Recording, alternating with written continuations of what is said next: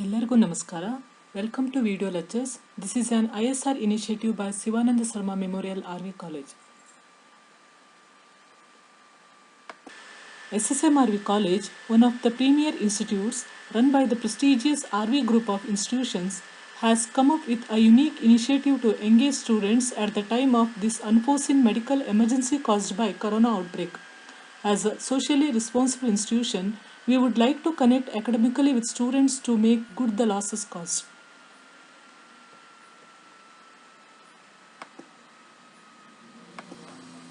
In this connection, I, Dr. Pratima Vijay of Department of Kannada has posted a video on the subject BBA 4th Sem and the topic Vaishampayana Gili. Please watch this video till the end and like, share with your peer groups and subscribe to our YouTube channel. Thank you. ಇವತ್ತು ನಾವು ಅಧ್ಯಯನ ಮಾಡ್ತಿರುವಂತಹ ಪದ್ಯ ವೈಶಂಪಾಯನ ಗಿಳಿ. ಕವಿ ನಾಗವರ್ಮ. 10ನೇ ಶತಮಾನದ ಕೊನೆಯಲ್ಲಿದ್ದ ಚಂಪೂ ಕವಿ. ಇವರು ಕರ್ನಾಟಕ ಕಾದಂಬರಿ ಎಂಬ ಚಂಪೂ ಕಾವ್ಯ ಮತ್ತು ಛಂದೋಂಬುದಿ ಎಂಬ ಶಾಸ್ತ್ರ ಗ್ರಂಥಗಳನ್ನು ರಚಿಸಿದ್ದಾರೆ. ಧರ್ಮ, ಭವಾವಳಿ, ಮೋಕ್ಷ, ಪ್ರಾಪ್ತಿ ಮೊದಲಾದ ಧಾರ್ಮಿಕ ವಿಷಯಗಳು ಲೌಕಿಕ ಎಂಬ ಹೆಸರಿನಲ್ಲಿ ರಾಮಾಯಣ ಮಹಾಭಾರತದ ವಿಷಯಗಳ ಚಂಪೂ ರೂಪದಲ್ಲಿ ಕಾವ್ಯಗಳಾಗುತ್ತಿದ್ದ 10ನೇ ಶತಮಾನದಲ್ಲಿ ಅವುಗಳಿಗಿಂತ ಭಿನ್ನ ಮಾರ್ಗದಲ್ಲಿ ನಡೆದ ಕೀರ್ತಿ ಈ ನಾಗವರ್ಮರಿಗೆ ಸಲ್ಲುತ್ತದೆ. ಕರ್ನಾಟಕ ಕಾದಂಬರಿ ಒಂದು ಪರಿಶುದ್ಧ ಪ್ರೇಮವನ್ನು ವಿವರಿಸುವ ಶುದ್ಧ ಲೌಕಿಕ ಕಾವ್ಯ. ಸ್ನೇಹ ಮತ್ತು ಜನ್ಮಾಂತರ ಪ್ರೇಮವೇ ಈ ಕಾವ್ಯದ ಪ್ರಧಾನ ಸೂತ್ರ. ಮಹಾಶ್ವೇತೆ, ಪುಂಡರಿಕ, ಚಂದ್ರಪೀಡ ಹೀಗೆ ಇವರ ಜನ್ಮಾಂತರ ಕಥೆಗಳ ಒಳಗೆ ವಿರಹ ಪ್ರೇಮಗಳು ಬೆಸೆದುಕೊಂಡಿವೆ. ಕಾಮವನ್ನು ಪವಿತ್ರ ಪ್ರೇಮದ ನೆಲೆಗೆ ಕೊಂಡೊಯ್ದು ದೈಹಿಕ ಸಂಬಂಧವನ್ನ ಆತ್ಮಗಳ ಸಮ್ಮಿಲನದ ಹಂತಕ್ಕೆ ವಿವರಿಸುವುದು ಈ ಕಾವ್ಯದ ವೈಶಿಷ್ಟ್ಯ. ಈ ಪದ್ಯ ಪ್ರಾರಂಭ ಮೊದಲು ಈ ಕಥೆಯ ಹಿನ್ನೆಲೆಯನ್ನು ಸ್ವಲ್ಪ ತಿಳಿದುಕೊಳ್ಳೋಣ. ಮಾಳವ ದೇಶದ ರಾಜಧಾನಿ ವಿದಿಶೆ. ಅಲ್ಲಿಯ ರಾಜ ಶೂದ್ರಕ. ಒಂದು ದಿನ ಒಂದು ಸುಂದರ ಚಾಂಡಾಲ ಕನ್ಯೆ ಆ ರಾಜನ ಬಳಿ ಬರ್ತಾಳೆ. ಅವಳ ಬಳಿ ಒಂದು ಚಿನ್ನದ ಪಂಜರದಲ್ಲಿ ಒಂದು ಗಿಳಿ ಇರುತ್ತೆ. ಅವಳು ಆ ಪಂಜರವನ್ನು ಆ ಶೂದ್ರಕ ರಾಜನ ಎದುರಿಗೆ ತಗೊಂಡೋಗಿ ಇಡ್ತಾಳೆ. ಇಟ್ಟ ಕೂಡಲೇ ಆ ಗಿಳಿ ರಾಜನನ್ನು ನೋಡ್ತಿದ್ದಂತೆ ಅವನ ವರ್ಣನೆ ಮಾಡಿ ಹಾಡಲಾರಂಭಿಸ್ತದೆ. ಆಗ ಅಲ್ಲಿದ್ದಂತಹ ಎಲ್ಲರಿಗೂ ಆಶ್ಚರ್ಯ ಆಗುತ್ತೆ. ರಾಜನಿಗೂ ಕೂಡ ಆಶ್ಚರ್ಯ ಆಗುತ್ತೆ. ರಾಜ ಆಗ ಆ ಗಿಳಿ ಕೇಳ್ತಾನೆ, ನಿನ್ನ ಈ ಸ್ಥಿತಿಗೆ ಕಾರಣವೇನೆಂದು ಪ್ರಶ್ನಿಸ್ತಾನೆ. ಈ ಪ್ರಶ್ನೆ ಮಾಡುವ ಮೂಲಕ ಈ ಪದ್ಯ ಪ್ರಾರಂಭವಾಗ್ತದೆ. ಹಾಗಾದರೆ ಪದ್ಯವನ್ನು ಪ್ರಾರಂಭಿಸೋಣ. ಅಂತು ನುಡಿದ ವೈಶಂಪಾಯನಂ ನರೇಂದ್ರ ನಿಂತೆಂದಂ. ಅಂದರೆ ಹೀಗಿರುವಾಗ ವೈಶಂಪಾಯನನನ್ನು ಕುರಿತು ಶೂದ್ರಕ ಮಹಾರಾಜನು ಹೀಗೆ ಹೇಳಿದನು. ಏನಂತ ಹೇಳ್ದ? ನಿನ್ನಯ ದೇಶ ಮೆತ್ತಣದು, ನಿನ್ನ ದೇಶ ಯಾವುದು? ಪುಟ್ಟಿದೆ ಎಂತ ಅಭಿಮಾನ ಮಾವನಿಂ ನಿನಗಾಯ್ತು. ಹೇಗೆ ಹುಟ್ಟಿದೆ? ಯಾರು ನಿನಗೆ ನಾಮಕರಣ ಮಾಡಿದರು? ವೇದ ನಿವಹ ಸ್ಮೃತಿ ಶಾಸ್ತ್ರ ಕಳಾಕಳಾಪ ಪನತೆಯಂತೂ ಬಂದುದು. ಅಂದರೆ ವೇದ, ಸ್ಮೃತಿ, ಶಾಸ್ತ್ರ, ಕಲೆ ಇವುಗಳಲ್ಲಿ ಸಂಪೂರ್ಣ ವಿದ್ವತ್ತು ಹೇಗೆ ಬಂತು? ಭವಸ್ಮೃತಿ ಪುಟ್ಟಿತೋ ಮೇಣ್ ವರಪ್ರಸಾದ ಉನ್ನತಿಯಾದುದೋ. ಅಂದರೆ ಇದು ಜನ್ಮಾಂತರ ಸಂಸ್ಕಾರವೋ ಅಥವಾ ವರಪ್ರಸಾದದ ಮಹಿಮೆಯೋ? ಮತ್ತೇನಂತಾನೆ? ಮರೆಸಲೆಂದು ವಿಹಂಗಮ ವೇಷಿಯಾದಿಯೋ. ಅಂದರೆ ಇಲ್ಲ, ನೀನು ನಿಜ ಸ್ವರೂಪವನ್ನು ಮುಚ್ಚಬೇಕೆಂದು ಈ ಹಕ್ಕಿ ರೂಪವನ್ನು ತಾಳಿದೆಯೋ ಅಂತ ಶೂದ್ರಕ ರಾಜ ಆ ವೈಶಂಪಾಯನ ಗಿಳಿಯನ್ನು ಕೇಳ್ತಾನೆ. ಏನಂತ ಕೇಳ್ತಾನೆ? ನಿನ್ನ ದೇಶ ಯಾವುದು? ಹೇಗೆ ಹುಟ್ಟಿದೆ? ಯಾರು ನಿನಗೆ ನಾಮಕರಣ ಮಾಡಿದರು? ವೇದ, ಸ್ಮೃತಿ, ಶಾಸ್ತ್ರ, ಕಲೆ ಇವುಗಳಲ್ಲಿ ಸಂಪೂರ್ಣ ವಿದ್ವತ್ತು ಹೇಗೆ ಬಂತು? ಇದು ಜನ್ಮಾಂತರ ಸಂಸ್ಕಾರವೋ ಅಥವಾ ವರಪ್ರಸಾದದ ಮಹಿಮೆಯೋ? ಇಲ್ಲ, ನಿನ್ನ ನಿಜ ಸ್ವರೂಪವನ್ನು ಮುಚ್ಚಬೇಕೆಂದು ಈ ಹಕ್ಕಿ ರೂಪವನ್ನು ತಾಳಿತೀಯೋ ಅಂತ ಆ ಹಕ್ಕಿಯನ್ನು ಶೂದ್ರಕ ಮಹಾರಾಜ ಕೇಳ್ತಾನೆ. ಹೀಗೆ ಶೂದ್ರಕ ಮಹಾರಾಜ ತನ್ನ ಮಾತನ್ನು ಮುಂದುವರಿಸ್ತಾ, ದೊರೆ ಕೊಂಡೆಯಂತೂ ಮುಪ್ಪಂ ಜರಬಂಧನ ಮಾದುದೆಂತು, ಅಂದರೆ ನೀನು ಹೇಗೆ ಪಂಜರದೊಳಗೆ ಸಿಕ್ಕಿಬಿದ್ದೆ, ನಿನಗೀ ಚಂಡಾಲರ ಸಂಗತಿಯಂತಿಲ್ಲಿಗೆ, ಅಂದರೆ ಈ ಚಂಡಾಲನ ಸಹವಾಸಕ್ಕೆ ಹೇಗೆ ಸಿಕ್ಕಿಬಿದ್ದೆ ಅಂತ ಆ ಗಿಳಿಗೆ ಕೇಳ್ತಾ ಇದ್ದಾನೆ. ಮತ್ತೆ ಹಾಗೆ ಮುಂದುವರಿಸ್ತಾ, ಬರವಾಯಿತೆಂತು ಪೆರೆದೆಲ್ಲ ಮನಿಗಳ್, ಅಂದರೆ ಇಲ್ಲಿಗೆ ಹೇಗೆ ಬಂದೆ ಇದೆಲ್ಲವನ್ನು ನನಗೆ ವಿವರಿಸೆಂದು ಶೂದ್ರಕ ಮಹಾರಾಜ ಯಾರಿಗೆ ಕೇಳ್ತಾನೆ, ಆ ಹಕ್ಕಿಗೆ ಕೇಳ್ತಾನೆ. ಏನಂತ ಕೇಳ್ತಾನೆ, ನೀನು ಹೇಗೆ ಈ ಪಂಜರದೊಳಗೆ ಬಂಧನಕ್ಕೊಳಗಾದೆ, ಈ ಚಾಂಡಾಲರ ಸಹವಾಸಕ್ಕೆ ಹೇಗೆ ಸಿಕ್ಕಿಬಿದ್ದೆ, ಇಲ್ಲಿಗೆ ಹೇಗೆ ಬಂದೆ ನೀನು, ಇದೆಲ್ಲವನ್ನು ನನಗೆ ವಿವರಿಸು ಅಂತ ಶೂದ್ರಕ ಮಹಾರಾಜ ಆ ಹಕ್ಕಿಗೆ ಕೇಳ್ತಾನೆ.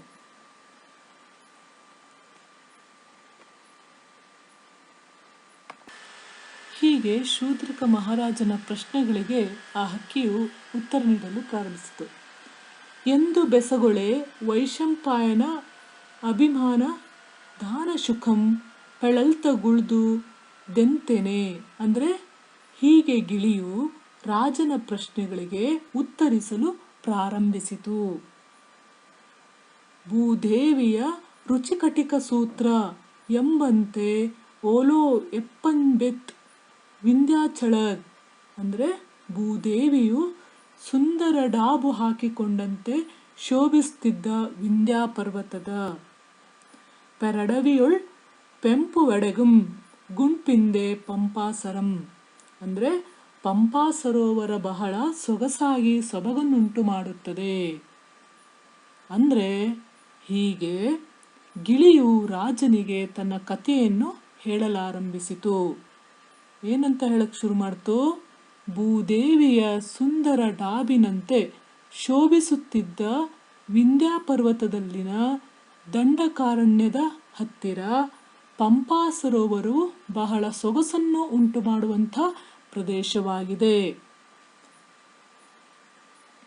ಅದರ ಪಡುವಣ ತಡಿಯೊಳ್, ಅಂದರೆ ಅದರ ಪಶ್ಚಿಮ ತೀರದಲ್ಲಿ ದಶರಥ ಸುತನ ಶರಪ್ರಹಾರ ಜರ್ಜರ ತಮಪ್ಪತಾಳ್ ತರುಷಂಡ ಸಮೀಪದೊಳ್, ಅಂದರೆ ದಶರಥ ಮಗನ ಬಾಣದ ಏಟಿನಿಂದ ತಾಳೆ ಮರಗಳ ಸಮೀಪದಲ್ಲಿ.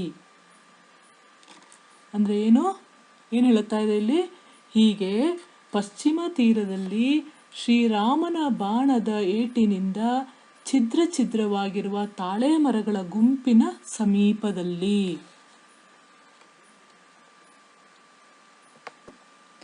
ಮರಗಟ್ಟೆಂಬಂತೆ ಸುತ್ತುಂ ಮೊದಲಳ್ ಜಗರಂ ಸುತ್ತೆ ದ್ವಿಚಕ್ರವಾಳಂ, ಅಂದರೆ ಮರದ ಸುತ್ತಲೂ ಅದರ ಬುಡದಲ್ಲಿ ಸುತ್ತಲೂ ಒಂದು ಹೆಬ್ಬಾವು ಸುತ್ತಿಕೊಂಡಂತೆ. ತರಮ ನೋಡಲ್ಕೆ ನೀಳ್ದಂತಿಕೆ ಬೆಳೆದ ಮಹಾಶಾಖೆಗಳ್ ತಾಂಡವಾಡಂ, ಅಂದರೆ ಅದರ ನೀಳವಾದ ಕೊಂಬೆಗಳು ತಾಂಡವವಾಡುತ್ತಿದ್ದಂತೆ. ಬರದೊಳ್ ನಾನಾ ವಿಧಂ ನರ್ತಿಪ ನಟನ ಭುಜಾದಂಡಮೋ ಪೇಳೆಮೆಂಬ, ಬರದೊಳ್ ನಾನಾ ವಿಧಂ ನರ್ತಿಪ ನಟನ ಭುಜಾದಂಡಮೋ ಪೇರೆಮೆಂಬಂ, ಅಂದರೆ ನಾನಾ ವಿಧವಾಗಿ ನರ್ತಿಸುತ್ತಿರುವ ಮಹಾನಟನಾದ ಪರಮೇಶ್ವರನ ದಂಡಾಕಾರವಾದ ಭುಜಗಳೋ ಎಂಬಂತೆ ತೋರುತ್ತಿದ್ದವು. ತೀರಮೇಯ ಸ್ಕಂದಮುಂ ಸಂದಿಸೆ ಜರಟ ಮಹಾಶಾಲ್ಮಲಿ ವೃಕ್ಷಮಿರ್ಕುಂ, ಅಂದರೆ ಅದು ಬಹಳ ಎತ್ತರವಾಗಿದ್ದುದರಿಂದ ಕೆಳಕ್ಕೆ ಬಿದ್ದು ಬಿಡುವ ಹೆದರಿಕೆಯಿಂದ ಆಕಾಶದ ಹೆಗಲಿಗೆ ಆತುಕೊಂಡಂತೆ ಕಾಣುತ್ತಿತ್ತು. ಅಂದರೆ ಇನ್ನೊಮ್ಮೆ ಹೇಳ್ತೀನಿ,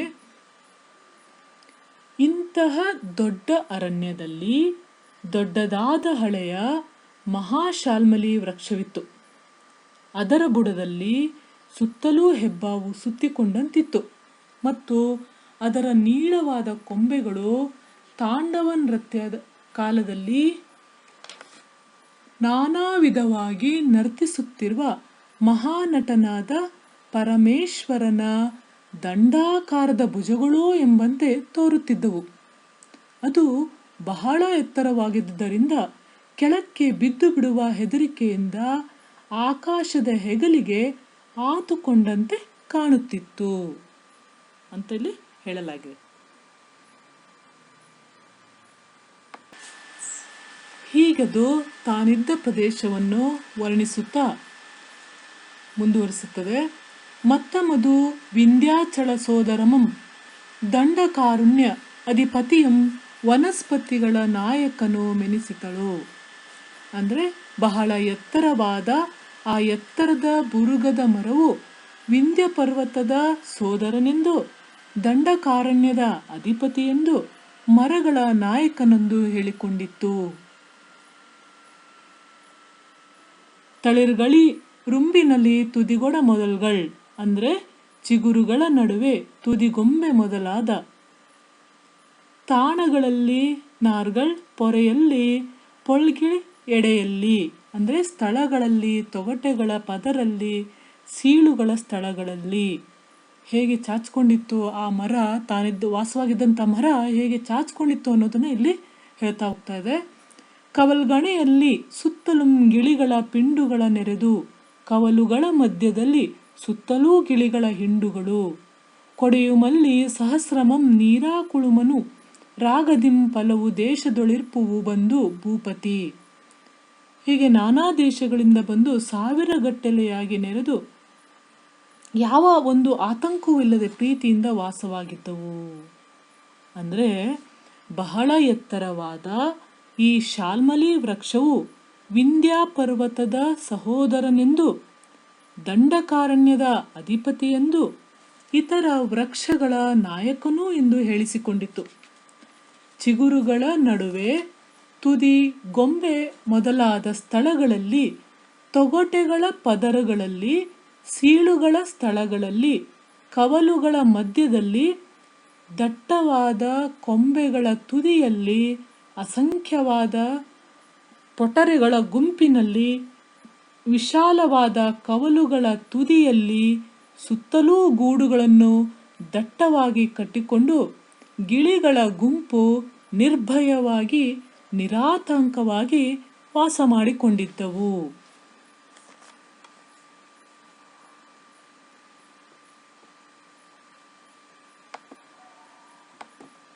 ಹೀಗಿರುವಾಗ ಅಂಥ ಶುಕ ಸಂತತಿ ನಿಶ್ಚಿಂತದನಿರ್ದಲ್ಲಿ ಅಂದರೆ ಹೀಗೆ ಅಲ್ಲಿ ಗಿಳಿಗಳ ಸಮುದಾಯದಲ್ಲಿ ನೆಮ್ಮದಿಯಿಂದ ಇರುತ್ತಿರುವಲ್ಲಿ, ಜೀರ್ಣ ತೋಟದ ವಿರಳಾದ್ಯಂತರ ದೊಳಿರ್ದುದೊಂದು ಆ ಮರದ ಹಳೆಯ ಪೊಟರೆಯ ಅಗಲವಾದ ಒಳಭಾಗದಲ್ಲಿ ಶುಕಂ ತನ್ನಯ ಜಾಯವೆರಸು ಪರಿಣಿತ ವಯಸ್ಸಂ ಅಂದರೆ ಒಂದು ಮುದಿ ಗಿಳಿಯು ತನ್ನ ಹೆಂಡತಿಯೊಂದಿಗೆ ವಾಸವಾಗಿತ್ತು.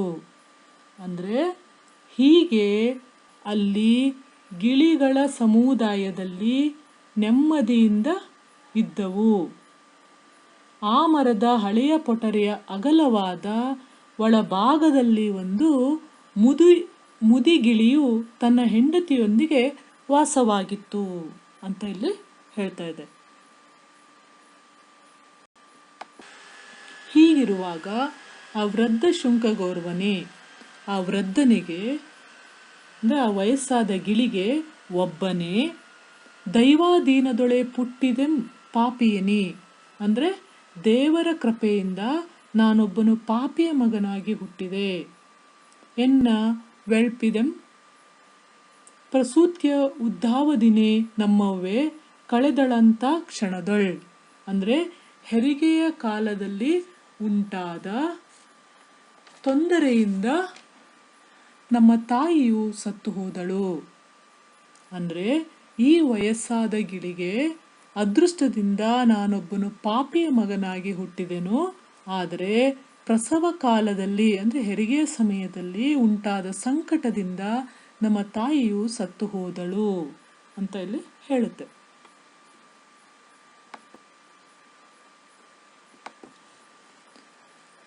ಅಂತು ಕಳೆಯ ಜಾಯಾವಿಯೋಗದಿಂದ. ಅಂದರೆ ಹೀಗೆ ಹೆಂಡತಿಯ ಅಗಲುವಿಕೆಯಿಂದ ದುಃಖಿತನಾಗಿಯೂ ವೆನ್ನ ತಂದೆ ಪುತ್ರ ಸ್ನೇಹದಿಂದ ಅಳವಿಗಳೆದ ಹೃದಯ ಶೋಕ ಮನಡಂಗಿಸಿರ್ದು. ಅಂದರೆ ದುಃಖಿತನಾದರೂ ತನ್ನ ತಂದೆಯು ಎಲ್ಲೆ ಮೀರಿದ ಮನಸ್ಸಿನ ಅಳಲನ್ನು ಅಡಗಿಸಿಕೊಂಡು ಮತ್ರಾಣನ ಪ್ರಯತ್ನ ತತ್ಪರನಾಗಿ ಅಂತೂ ಮುಪ್ಪಿಂಪಾರಲಾರದೆ, ಅಂದರೆ ನನ್ನನ್ನು ಸಾಕುವ ಪ್ರಯತ್ನದಲ್ಲೇ ಆಸಕ್ತನಾಗಿದ್ದನು. ಆದರೆ ವಯಸ್ಸಾದ ಕಾರಣ ಕಷ್ಟವಾಗುತ್ತಿತ್ತು. ಅಂದರೆ ಹೆಂಡತಿಯ ಅಗಲುವಿಕೆಯಿಂದ ತಂದೆಯು ದುಃಖಿತನಾಗಿದ್ದರೂ ಎಲ್ಲೆ ಮೀರಿದ ಮನಸ್ಸಿನ ಅಳಲನ್ನು ಅಡಗಿಸಿಕೊಂಡು ತನ್ನನ್ನು ಸಾಕುವ ಪ್ರಯತ್ನದಲ್ಲೇ ಆಸಕ್ತನಾಗಿದ್ದನು. ಆದರೆ ತಂದೆಗೆ ವಯಸ್ಸಾಗಿದ್ದ ಕಾರಣ ಕಷ್ಟವಾಗುತ್ತಿತ್ತು. ಪಕ್ಕಿಗಳಲ್ಲಿ ತಿಂದು ಎಳೆದ ನೆಲ್ಗಳ ನುಚ್ಚುಗಳಂ ಫಲಗಳಂ. ಅಂದರೆ ಹಕ್ಕಿಗಳು ತಿಂದು ಮಿಕ್ಕಿದ ಭತ್ತದ ನುಚ್ಚುಗಳನ್ನು ಹಣ್ಣುಗಳನ್ನು ಪಕ್ಕದೊಳಿರ್ದ ಗೂಡುಗಳಿ ನಾಯ್ದನಿಕ್ಕು ವನಳಿರ್ಕೆ ಹಿಂದೆ ತಾಂ ಮಿಕ್ಕುದನ ಉಂಡುಪಂ ಕಡಿದು. ಅಂದರೆ ಅಕ್ಕಪಕ್ಕದ ಗೂಡುಗಳಿಂದ ಆಯ್ದುಕೊಂಡು ಬಂದು ಬಹಳ ಅಕ್ಕರೆಯಿಂದ ನನಗೆ ಕೊಡುತ್ತಿದ್ದನು. ಉಳಿದದ್ದನ್ನು ತಾನು ತಿನ್ನುತ್ತಿದ್ದನು. ನೆಲ್ಗಳನ್ನಂಟಿದ ತಾಳವಣ್ಣದ ಬಣ್ಣಕ್ಕೆ ಎಣ್ಣೆಯಾದ ಚಂಚು ಪಟದಿಂದ ಮೇ ಮಜ್ಜನಕಂ ಮಹಿಪತಿ.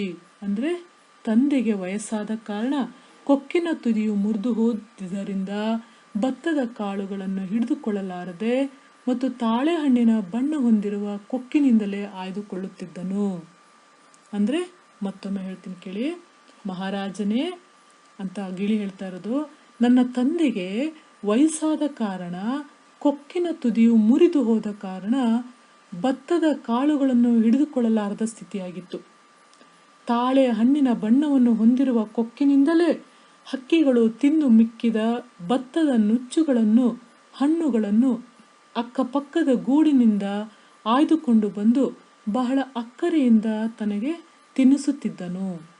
ಹೀಗೆ ಅವನು ನನಗೆ ಗುಟುಕನ್ನು ಕೊಟ್ಟು ಮಿಕ್ಕಿದ್ದನ್ನು ತಾನು ತಿನ್ನುತ್ತಾ ಜೀವಿಸುತ್ತಿದ್ದನು ಅಂತ ಹೇಳುತ್ತೆ.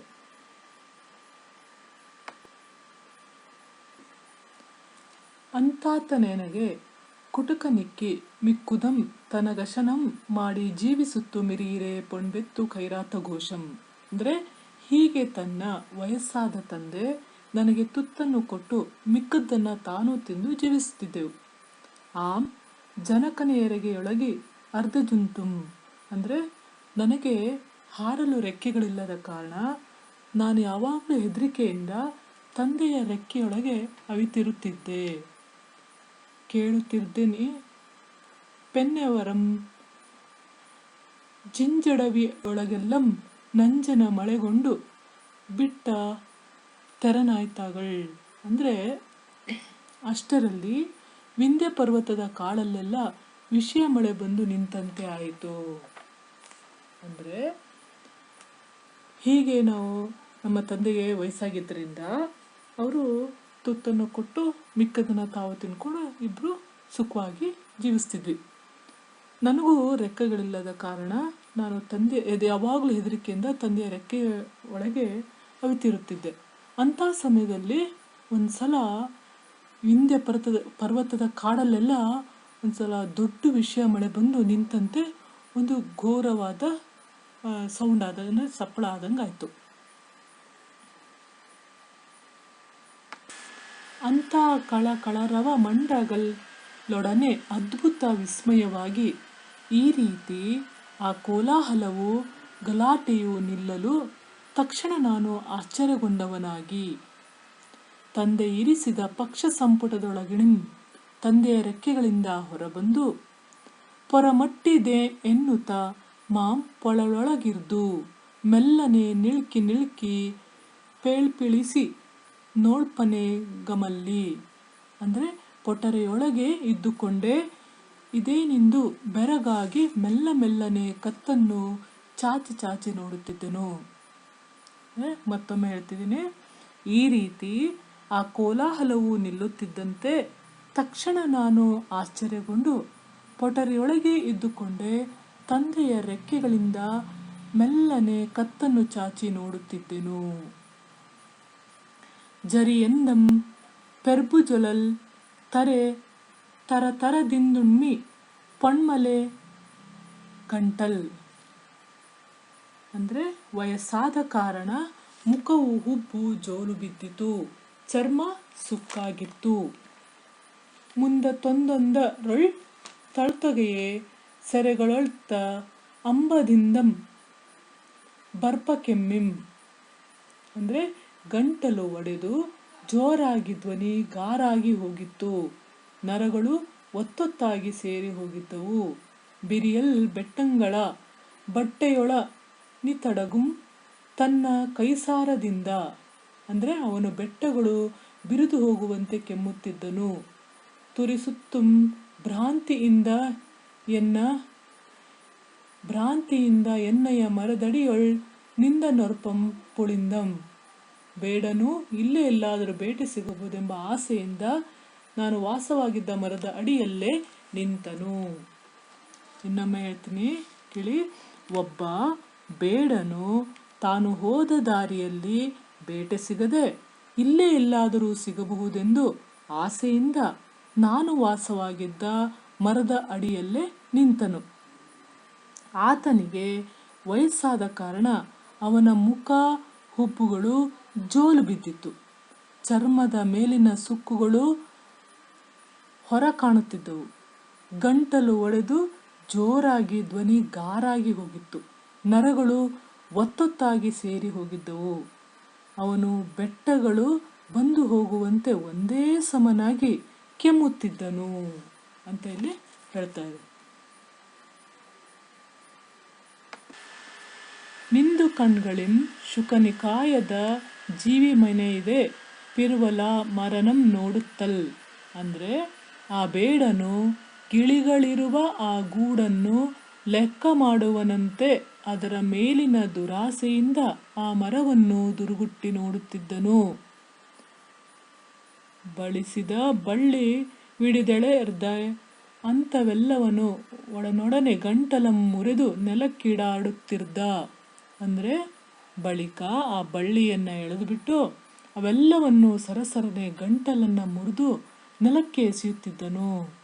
ಬೇಡನಂ ತೊಟ್ಟನೆ ನೋಡಿ ಪ್ರಾಣಪಹಾರಮಂ ಪ್ರತಿಕಾರಮುಪ್ಪಂ ಕಷ್ಟಮಂ ಕಂಡು ಭಯಗೊಂಡಂ. ಅಂದರೆ ಬೇಡನನ್ನು ತಟ್ಟನೆ ನೋಡಿ ಪ್ರಾಣವನ್ನೇ ತೆಗೆಯುವ ಪರಿಹಾರೋಪಾಯವೇ ಇಲ್ಲದೆ ಈ ವಿಪತ್ತನ್ನು ಕಂಡು ತನ್ನ ತಂದೆಯು ಭಯಪಟ್ಟನು ಅಂತ ಆ ಹಕ್ಕಿ ಹೇಳ್ತಾ ಇದೆ. ಆಗ ಅವ್ರ ತಂದೆ ಏನು ಮಾಡ್ತಾರೆ, ಬಸವಳೆದು ಕಣ್ಣ ನೀರಿಂ ದೆಸೆಗೆಟ್ಟಲೆ ಮಗನೇ ನಿನ್ನಾರ ಕಾಯಲೈ ಸಮರ್ಥರೆನು ತಾಗಳ್ ಬಿಸಿ ಸುಯ್ದುಂ ನೋಡಿ ಜನಕ ಎನ್ನಯ ಮೊಗಂ. ಅಂದರೆ ಆಗ ನನ್ನ ತಂದೆ ಮೈಮರೆತು ಕಣ್ಣೀರು ಸುರಿಸುತ್ತಾ, ಮಗನೇ ನಿನ್ನ ಕಾಪಾಡಲು ಯಾರು ಶಕ್ತರು ಎನ್ನುತ್ತಾ ನನ್ನ ಮುಖವನ್ನು ನೋಡಿ ನಿಟ್ಟುಸಿರು ಬಿಟ್ಟನು. ಅಂದರೆ ಹೀಗೆ ಆ ಬೇಡನು ಆ ಮರದ ಕೆಳಗೆ ನಿಂತುಬಿಟ್ಟು ನೋಡ್ತಾನೆ, ಗಿಳಿಗಳಿರುವ ಆ ಗೂಡನ್ನು ಲೆಕ್ಕ ಮಾಡ್ತಾನೆ. ಮಾಡಿ ಅದ್ರ ಮೇಲಿನ ದುರಾಸೆಯಿಂದ ಆ ಗಿಳಿಗಳ ಹತ್ರ ಹೋಗಿ ಆ ಬಳ್ಳಿಯನ್ನು ಎಳೆದು ಅವೆಲ್ಲ ಗಂಟಲನ್ನು ಮುರಿದು ಕೆಳಗೆ ಎಸಿತಾನೆ. ಈ ಎಸಿತಾ ಇರೋದನ್ನು ಈ ಹಕ್ಕಿಯ ತಂದೆ ನೋಡಿಬಿಟ್ಟು ಸ್ವಲ್ಪ ಭಯಪಡ್ತಾರೆ. ಭಯಪಟ್ಟು ಈ ಗಿಳಿಯನ್ನು ನೋಡಿ ಅಳ್ತಾರೆ. ಮಗನೇ ನಿನ್ನ ಕಾಪಾಡಲು ಯಾರು ಶಕ್ತರು ಎನ್ನುತ್ತಾ ನನ್ನ ಮುಖವನ್ನು ನೋಡಿ ನಿಟ್ಟುಸಿರು ಬಿಡ್ತಾ ಇದ್ರು ಅಂಥೇಳಿ ಆ ವೈಶಂಪಾಯನ ಗಿಳಿ ರಾಜನಿಗೆ ಹೇಳುತ್ತೆ.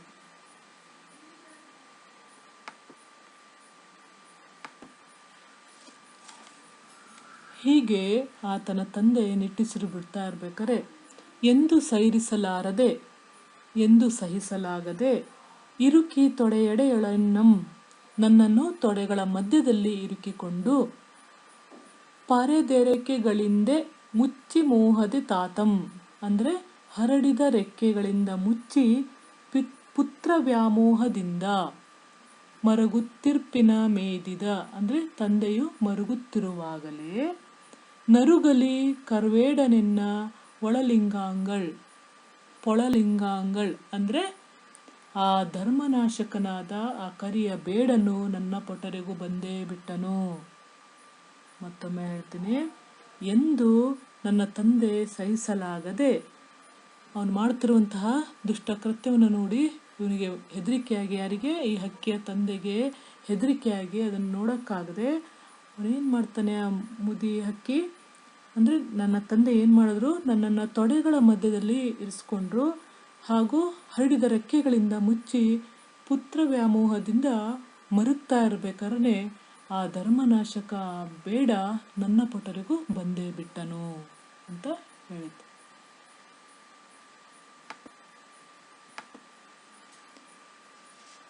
ಹೀಗೆ ಅಡಸುವ ಕಾಳದಂಡ ಮೆರೆಗೊಳ್ಳಸಿ ತೊರಗವೆಂಬ ಶಂಕೆ ಅಂದರೆ ಮೇಲೆ ಬೀಳುತ್ತಿರುವುದು ಯಮದಂಡವೋ ಆಹಾರವನ್ನು ನುಂಗಲು ಬರುವ ಕರಿನಾಗರ ಹಾವು ಎಂಬ ಸಂದೇಹವು. ನೂರ್ಮಡಿ ಸಿರೆ ಕಾಡ ಹಂದಿಗಳ ಬಲ್ಗೆಣದಿನ್ ಪೊಲಸಂಟಿನಾರ್ವ ಅಂದರೆ 100 ಪಟ್ಟು ಹೆಚ್ಚುತ್ತಿರಲಾಗಿ ಕಾಡು ಹಂದಿಗಳ ಹೆಚ್ಚಾದ ಕೊಬ್ಬಿನಿಂದ ಹೊಲಸಾಗಿ ನಾರುತ್ತಿರುವ ಜೇ ಒಡೆಗಳ ಪುಣ್ಗಳಿಂ ತೊರೆವ ನೆತ್ತರ್ ಕೈ ನಡುಗಲ್ಕೆ ನೀಡಿ ಅಂದರೆ ಬಿಲ್ಲಿನ ಹೆಡೆಯನ್ನು ಎಳೆಯುವುದರಿಂದ ಉಂಟಾದ ಹಣ್ಣುಗಳಿಂದ ಹೊರಡುತ್ತಿರುವ ರಕ್ತವುಳ್ಳ ಕೈಯನ್ನು ಮುಪ್ಪಿನಿಂದ ನಡುಗುತ್ತಿರಲಾಗಿ ಬೆಡೆಯಿಡೆ ಗಂಟಲಂ ಮುರಿದ ನೊರ್ಮೆಯೇ ನಿರ್ಗಣನಿನ್ಯ ತಂದೆಯಂ ಅಂದರೆ ಸ್ವಲ್ಪವೂ ದಯೆ ಇಲ್ಲದ ಆ ಬೇಡನು ಅರಸಿಕೊಳ್ಳುತ್ತಿದ್ದ ನಮ್ಮ ತಂದೆಯ ಕೊಳ್ಳನ್ನು ಮುರಿದೇ ಬಿಟ್ಟನು. ಅಂದರೆ ಮತ್ತೊಮ್ಮೆ ಹೇಳ್ತೀನಿ, ಮೇಲೆ ಬೀಳುತ್ತಿರುವುದು ಅಂದರೆ ಅವನು ಇವರ ಪೊಟರೆಗೆ ಬಂದ ತಕ್ಷಣ ಅವನು ಅವರ ತಂದೆಯ ಕತ್ತಿಗೆ ಕೈ ಹಾಕ್ತಾ ಇರ್ಬೇಕಾದ್ರೆ ಅವನು ಹೇಗೆ ಕಾಣ್ತಿದ್ದ ಅನ್ನೋದನ್ನು ಕೇಳ್ತಾ ಹೋಗುತ್ತೆ. ಮೇಲೆ ಬೀಳುತ್ತಿರುವುದು ಯಮದಂಡವು ಆಹಾರವನ್ನು ನುಂಗಲು ಬರುವ ಕರಿ ನಾಗರ ಹಾವು ಎಂಬ ಸಂದೇಹವು 100 ಪಟ್ಟು ಹೆಚ್ಚಿರಲಾಗಿ ಕಾಡು ಹಂದಿಗಳ ಹೆಚ್ಚಾದ ಕೊಬ್ಬಿನಿಂದ ಹೊಲಸಾಗಿ ನಾರುತ್ತಿದ್ದ ಯಾರು? ಆ ಬೇಡ. ಬಿಲ್ಲಿನ ಎಡೆಯನ್ನು ಎಳೆಯುವುದರಿಂದ ಉಂಟಾದ ಹಣ್ಣುಗಳಿಂದ ಹೊರಡುತ್ತಿರುವ ರಕ್ತವುಳ್ಳ ಕೈಯನ್ನು ಅವನಿಗಾಗಲೇ ಸುಮಾರು ಹಕ್ಕಿಗಳ ಕತ್ತನ್ನು ಮುರಿದು ಕೆಳಗೆ ಹಾಕಿದ್ದಲ್ವ, ಈಗಾಗಲೇ ಅವನ ಕೈಯಲ್ಲಿ ರಕ್ತಗಾಗಿತ್ತು. ಆ ಕೈಯನ್ನು ಅವನು ನಮ್ಮ ತಂದೆಯ ಕತ್ತಿಗೆ ಗೋಣಿಗೆ ಕೈ ಹಾಕೇ ಬಿಟ್ಟ ಅಂದರೆ ಹಿಡ್ಕೊಂಡ್ಬಿಟ್ಟ ತಂದೆಯನ್ನ. ಪಾಪ ತಂದೆಯವರು ಮುಪ್ಪಿನಿಂದ ನಡುಗುತ್ತಿರಲಾಗಿ ಸ್ವಲ್ಪವೂ ಅವರ ಮೇಲೆ ದಯೆ ಇಲ್ಲದೆ ಆ ಬೇಡನ್ನು ನಮ್ಮ ತಂದೆ ಅರ್ಚಿಕೊಳ್ತಾ ಇದ್ರು ಕೂಡ ಅವರ ಕೊರಳನ್ನು ಮುರಿದೇ ಬಿಟ್ಟನು ಅಂತ ಹೇಳುತ್ತೆ.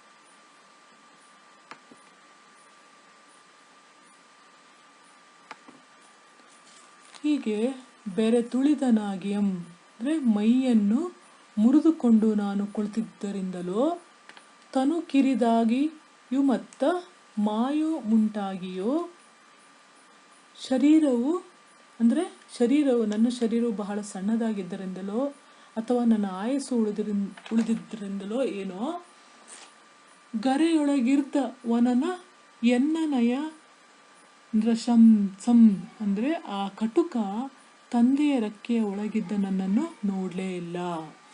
ಅಂದರೆ ಏನು ಹೇಳ್ತಾ ಇದೆ ಅಂದರೆ ಅದು ನನ್ನ ಮೈಯನ್ನು ಮುದ್ರಿಕೊಂಡು ನಾನು ಕುಳಿತಿದ್ರಿಂದಲೋ ಅಥವಾ ನನ್ನ ದೇಹ ಸಣ್ಣದು ಆಗಿದ್ದರಿಂದ ಅಥವಾ ನನ್ನ ಆಯಸ್ಸು ಗಟ್ಟಿ ಇತ್ತೋ ಏನೋ ಅವನು ಆ ಕಟುಕ ನನ್ನನ್ನು ನೋಡಲೇ ಇಲ್ಲ ಅಂತ ಹೇಳುತ್ತೆ.